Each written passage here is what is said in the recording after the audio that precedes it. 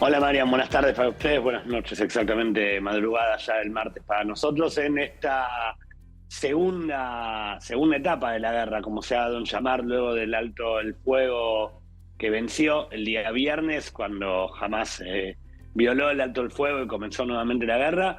Y estas noticias que llegan, lo estamos viendo en pantalla, Marian, estos saqueos, podríamos decir de alguna manera, a camiones de ayuda humanitaria que entran a la Franja de Gaza. Según información que llega, no serían los primeros saqueos, sí son las primeras imágenes que llegan. Quiero decir, podría pasar que ya haya ocurrido en otras ocasiones, pero por primera vez lo estamos viendo de esta manera. Vos sabés, Marian, que hoy cuando aparecieron aquí estas imágenes hace algunas horas, hubo como circularon dos fuentes de información. Una que decía que eran integrantes de Hamás saqueando esos camiones antes de que llegaran a destino, Sí.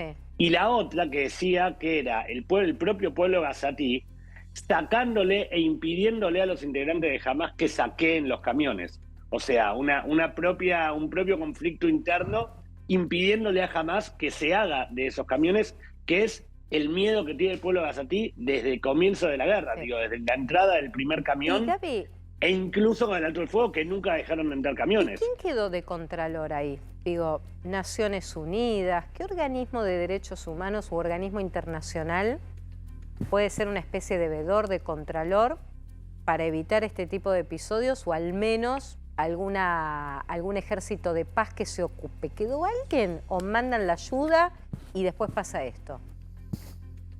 Vos sabés, Marian, que es muy difícil de responder esta pregunta, porque la lógica inmediata, yo debería decirte, sí, hay una oficina de las Naciones Unidas, la UNRWA es la oficina de las Naciones Unidas dentro de los territorios palestinos, en este caso dentro de Gaza, pero la UNRWA está tomando un papel muy, no te diría absteniéndose de opinar, pero no aparece. Digo, de hecho, déjame darte este dato que nada tiene que ver con el camión, pero que sí con la UNRWA. De hecho, una secuestrada que fue liberada la semana pasada, a principios de la semana pasada, Sí. reconoció cuando comenzó a hablar con sus familias y con los médicos que la atendían en el hospital al que fue trasladada de inmediato después regresada a Israel, reconoció haber estado secuestrada en la casa de un funcionario de la UNRWA. Mirá vos. Entonces, Pero es gravísimo eso, sí, porque entonces es se puede gravísimo. inferir si hay algún tipo de connivencia con algún sector que involucre a Naciones Unidas, o lo han copado directamente y quedó absolutamente subsumido a Naciones Unidas a Hamas. Es que de alguna manera también ahí se puede llegar a entender, no digo que sea la explicación concreta, pero de alguna manera ahí se puede llegar a entender también el silencio que tiene Naciones Unidas.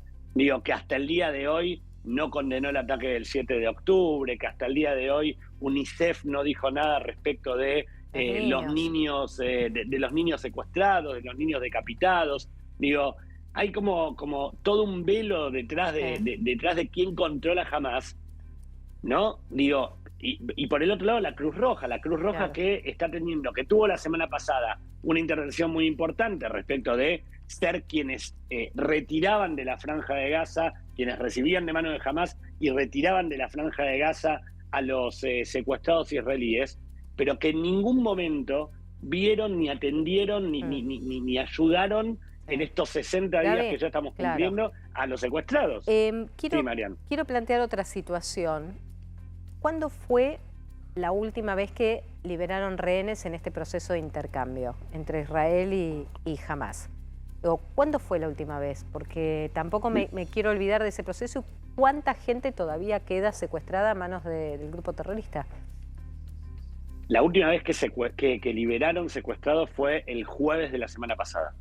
El jueves hubo la última tanda de 10 personas, lo que completaron 80 israelíes liberados a lo largo de toda la semana que duró el fuego, y a eso hay que sumarle los secuestrados tailandeses y 2 filipinos que también estaban adentro de la franja, que, a ver, para entender un poco la parte numérica, los filipinos y los tailandeses contaban dentro de los 240, más no contaron dentro de lo que fue el intercambio de rehenes por prisioneros palestinos, Claro.